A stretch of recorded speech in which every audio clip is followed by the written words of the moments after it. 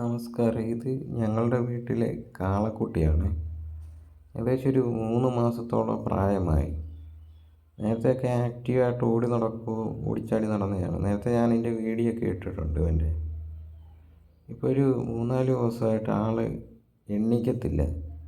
കിടന്ന കിടപ്പിലങ്ങ് കിടക്കും. നമ്മൾ പൊക്കി നിർത്തണം. പൊക്കി നിർത്തിയാൽ മാത്രമേ നിൽക്കത്തുള്ളൂ. പിന്നെ ഈ കാല് കണ്ടോ, ഇന്ന് രാവിലെ തൊട്ട് ഈ കാല് തളർന്നത് പൊട്ടിരിക്കുക കുഞ്ഞിൻ്റെ.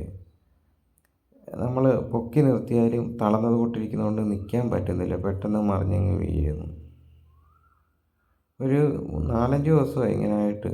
ഇപ്പം ഡോക്ടറിനെ വിളിച്ചു. അത് കഴിഞ്ഞപ്പോഴത്തേക്ക് രണ്ട് ദിവസമായപ്പോൾ ഡോക്ടറിനെ വിളിച്ചു. ഡോക്ടർ വന്ന് ഇഞ്ചക്ഷൻ എടുത്ത് പിന്നെ ഗുളികയും തന്ന്, പിന്നെ ഒരു ടോണിക്ക് കൊട്ട് സാധനം, അത് 10 മില്ലി വെച്ച് ദിവസവും കൊടുക്കണമെന്ന് പറഞ്ഞു.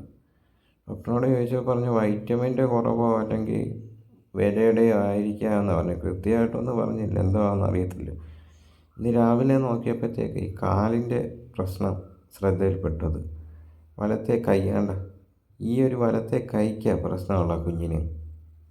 ഈ കായ് താഴെ കുഞ്ഞ് കുത്തത്തില്ല. ആ മുട്ടിൻ്റെ അവിടെ വെച്ച് നീരുണ്ട് കണ്ട, ആ മുട്ടിൻ്റെ അവിടെ കുഞ്ഞിൻ്റെ നീര്, മുട്ടിൻ്റെ അവിടെ ആ കുളമ്പിൻ്റെ മടക്ക് വരത്തില്ലേ മുകൾ ഭാഗം, അവിടെ നീരടിച്ചേക്കുക കുഞ്ഞ്.